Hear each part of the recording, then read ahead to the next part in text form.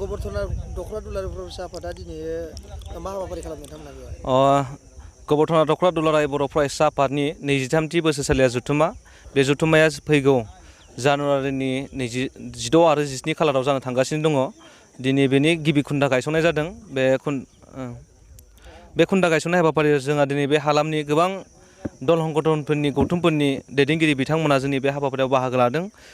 गिबियै जोंहा बेहाय मिरु बाथौ गौथुमनि नेहाथारि बिथां बसन्त स्वरगयारि बिथाङाबो बाहागो लादों।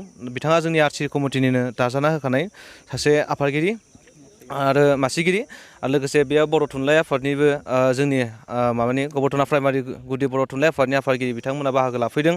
लोगोसे गुबुन गुबुन गौथुमफोरनि दैदेनगिरि बिथांमोना जोंनिया बे हाबाफारियाव बाहागो लादों दिनैनि समाव।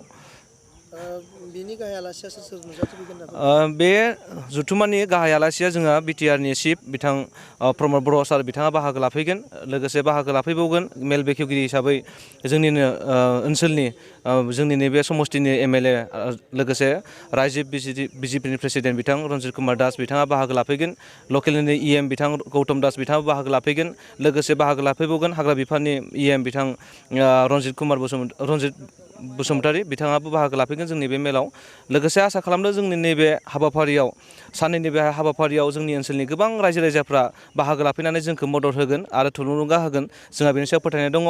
जोंहा बेहाय हाबाफारिनि गेजेरजों साननैनि हाबाफारियाव जोंहा ओनसोलनि मावनांगौ गोबां खामानिफोर गोग्लैसोनानै दङ। बे गोग्लैसोनाय खामानिफोरखौ जों मावफुंनो थाखाय नैबे डेलिगेट सेसनाव जों सावरायनाय जागोन आरो नैबे जथुम्मायाव जोंहा गोजाम बडिखौ सिफायनाय गोदान बडि दाफुंनाय जागोन। जे बे जथुम्मायाव जोंनिया गोबां दैदेनगिरिफ्रा जोंनि बे एबारनि केबिनेटआव बाहागो लाफैगोनखौ जोङो मोजां दैदेनगिरिफ्रा बाहागो लाफैगोनखौ जोङो आसा खालामदों।